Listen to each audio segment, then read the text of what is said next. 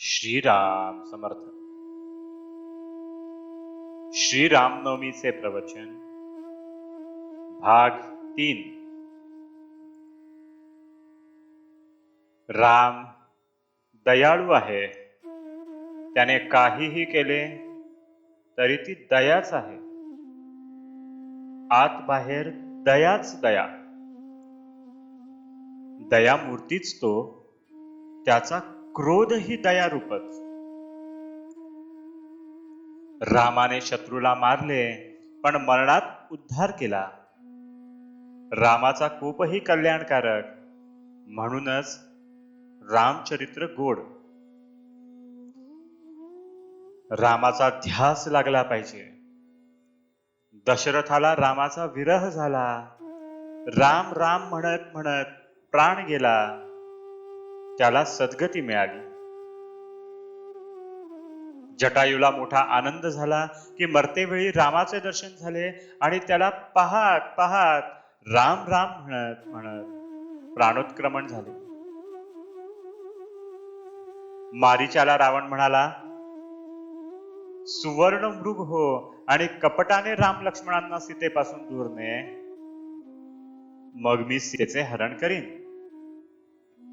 मारीच प्रथम कबूल होईना. रावण म्हणाला, तू जर माझे ऐकले नाहीस तर मी तुला ठार मारेन.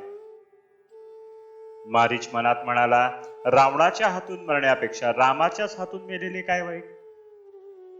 रामरूप पाहत पाहत त्याने प्राण सोडला.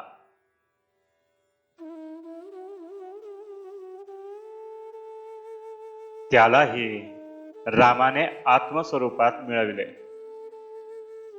रावणाला मंदोदरी म्हणत होती, महाराज तुम्ही महान अपराध केलात.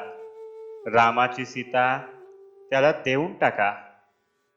मंदोदरीने फार उपदेश केला, त्यामुळे त्याचे मन विचलित झाले. त्याच्या मनात सात्विक भाव उगवला. सीता देऊन टाकावी असे त्याला वाटले. इतक्यात नारद आले. ते म्हणाले, अरे सीतेला सोडू नकोस. तिला सोडलेस तर रामाच्या हातून मरण्याचे भाग्य तुला मिळणार नाही. म्हणून रावणाने रामाच्या हातून मृत्यू पत्करला आणि त्याच्या देखत प्राण सोडला. रामाची सर्वच कृती गोड, आकृती गोड, मग त्याच्या नामात किती गोडी असली पाहिजे.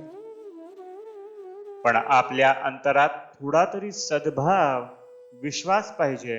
अंतरी थोडे तरी नामप्रेम असावे. मग नामस्मरणात फार आनंद येईल. आपल्यामध्ये प्रेम नाही असे आपल्याला वाटते, पण प्रेम नाही कसे?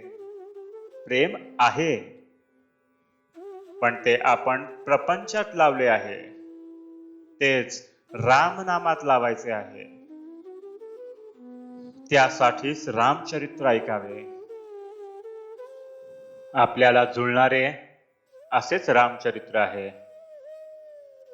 प्रापंचिकाला ते आदर्श रूप आहे, म्हणून त्याचेच अखंड स्मरण करावे. आपण रामाला अनन्य शरण जाऊया, मग तो सर्व अडचणी दूर करील. राम आपल्याला बोलावतो आहे, पण आपणच काम पुष्कळ असल्यामुळे जाऊ इच्छित नाही. खरे ना?